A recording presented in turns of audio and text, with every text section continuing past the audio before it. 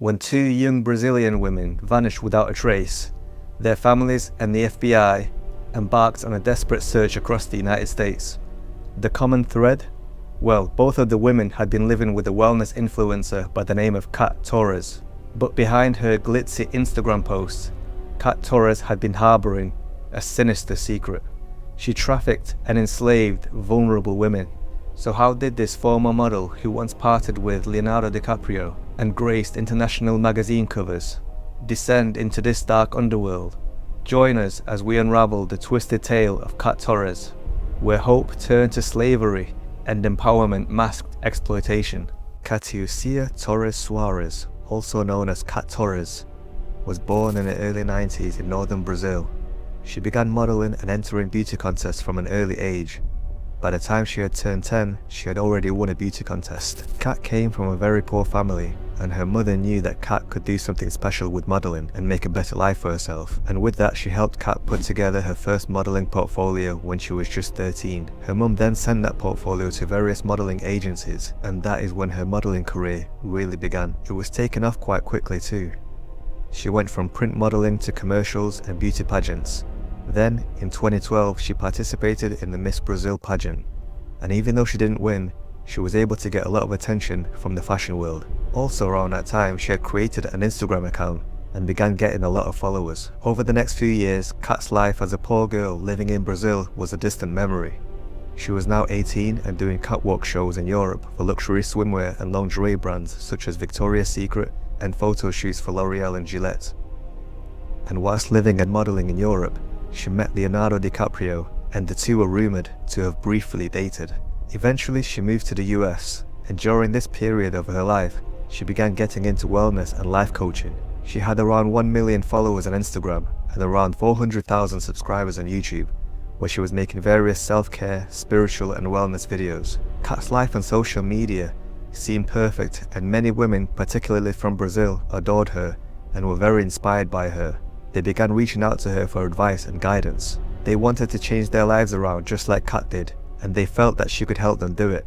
Kat saw this as an opportunity and rebranded herself as a life guru and launched a subscription website where clients would pay her for coaching and advice. Over the next couple of years, this business was doing very well, and Kat was getting more and more clients. Then, in 2022, she moved from New York, where she had been living, to Texas with her new 21-year-old husband, Zach, and they began renting a big luxurious mansion with lots of rooms. From the outside looking in, it looked like a nice rags to riches type of story, where a poor girl from Brazil moved to America, the land of opportunity, and made a success of herself. Unfortunately though, this story is much more sinister than that. In September of 2022, two young Brazilian women were reported missing by their families. Desiree Freitas and Leticia Meyer were known to have gone to the US for work, but have not been heard from since. Their families and the FBI launched a desperate search across the US to find them. All they knew was that they were living with a wellness influencer by the name of Cat Torres. Cat Torres wasn't this wholesome spiritual woman with a perfect life as she appeared to be. Back in December 2013, when she was living in New York before she became a guru, she was sharing a luxury apartment with a friend of hers who worked as an actor and writer. His name was Luza Tversky, and Luza began getting suspicious of Kat because she seemed to have a lot of money. She always wore expensive clothes, and he began to suspect that she was working as some sort of sugar baby. There were times where she would ask him to go down to the lobby and pick up packages from DHL containing money, but she wouldn't say where it was from. He eventually found out that the money and gifts were coming from a wealthy Russian oligarch who she knew and was the one paying for the apartment. And this Russian billionaire just happened to be a friend of Vladimir Putin. Whenever he wanted to see her, he would just fly her out to wherever he was in the world, and he would shower her with expensive gifts such as a diamond-encrusted Rolex. Unfortunately, Kat developed a rare disease in her left breast. A surgery had to be performed, which would remove most of her breast tissue. After this procedure, Kat's life began to change. Suddenly, the relationship with her sugar daddy went away, as did the gifts and the money. This was a time where she began delving into psychedelic drugs such as ayahuasca. Her friend Luza, who accompanied her to an ayahuasca ceremony, said that she began to spiral out of control afterwards. She started saying that she had a spiritual voice that guided her. Soon afterwards, when she became a guru, this was what she would tell her clients and followers. She would say that good things would happen to those who listened to the spiritual voice in her head, and those who didn't would suffer disastrous consequences. A lot of her followers believed her, and some even began thinking that she had supernatural powers. While still in New York, Kat hired her first live-in assistant, a young Brazilian woman by the name of Anna. She was one of Kat's clients. Anna was shocked to see what Kat and her life was like behind the scenes. On Instagram she had this perfect life, but in real life, Kat was messy and her house was smelly. She couldn't do anything for herself. She would make Anna do everything without paying her, and she treated Anna like a slave. Anna would leave after 3 months, so eventually when Kat left New York and moved into the mansion in Texas, she would start moving some of her clients into the house with her, on the promise that she would help their lives spiritually and financially. The women that she would take were vulnerable young Brazilian women who were struggling in life and needed help. They turned to Kat because they had been following her journey on social media and thought that she was going to be their savior. Desiree Freitas was one of Kat's most loyal clients. Kat called her one day telling her that she was seriously ill and needed help, and that she had no one else to turn to, no one else to trust apart from Desiree, and that she needed her to move into her house with her in Texas. Desiree felt bad for Kat and quickly packed up her things to come to Texas. She was living in Germany at the time. Around the same time, Kat had also convinced 2 more young women, including 21-year-old Letitia Meyer, to do the same.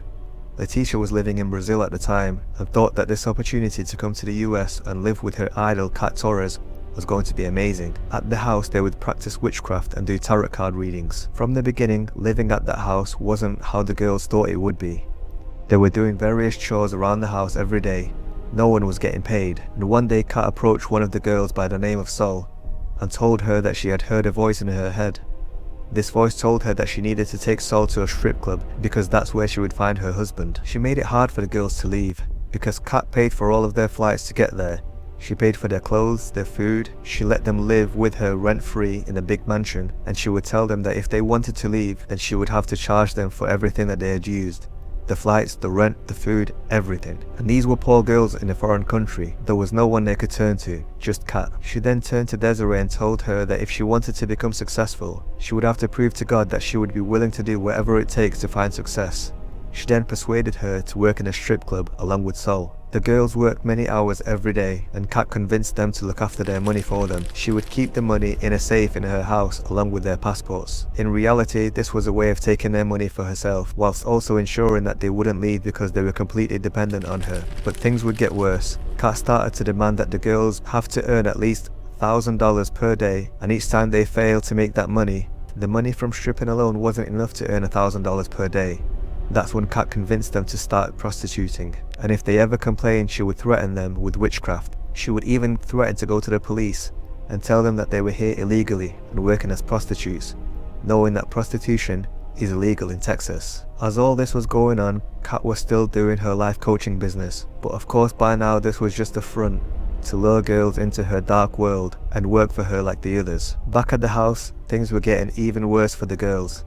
Kat began making new rules. Now the girls had to earn at least $3,000 per day. They were forbidden to talk to each other, and whilst in the house, they were not allowed to leave their rooms without permission. Meanwhile, back in Brazil, the families of Desiree Freitas and Letitia Meyer were now talking to the media, and the story about their missing daughters was spreading throughout the country. The girls' family and friends had also created Instagram and Facebook pages in an effort to find them. Kat saw what was happening and began to get worried. She told the girls to make videos on Instagram to tell the world that they were okay and that they were not being held against their will, and she wanted them to tell their family and friends to stop looking for them. The girls went along with this and did as they were told because by this point they were completely under Kat's control. The police in Texas found Desiree and Letitia's profiles on various sugar daddy and escorting websites. Then they found the house where they were staying with Kat. Kat acted quickly and moved everyone from Texas to Maine, but the police were able to track them down, and they told Kat to come to the police station with the girls so that they could perform a welfare check. At the station, the officer saw that Desiree and Letitia were very nervous. They wouldn't make eye contact, and they only spoke when Kat allowed them to speak. They showed clear signs of being groomed and human trafficked. Kat was doing her best to convince the officers that Desiree and Letitia were her clients, that she was just helping them by coaching them, and they were also helping her with their coaching business. But the police saw right through that.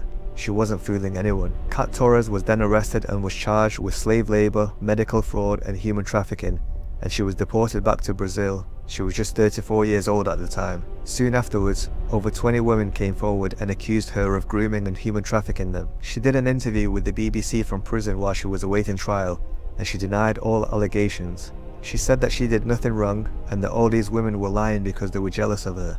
The judge didn't see it that way, and at the trial he sentenced Cat Torres to 8 years in a Brazilian prison for human trafficking and slavery, citing that Cat lured girls into the US for the sole purpose of sexual and financial exploitation. Unfortunately though, human trafficking is on the rise, and it is one of the fastest growing crimes out there, generating an estimated $150 billion in profits per year worldwide. And this particular case just showcases how much social media gives it a platform in which to thrive, making it much easier for traffickers to find and groom their victims.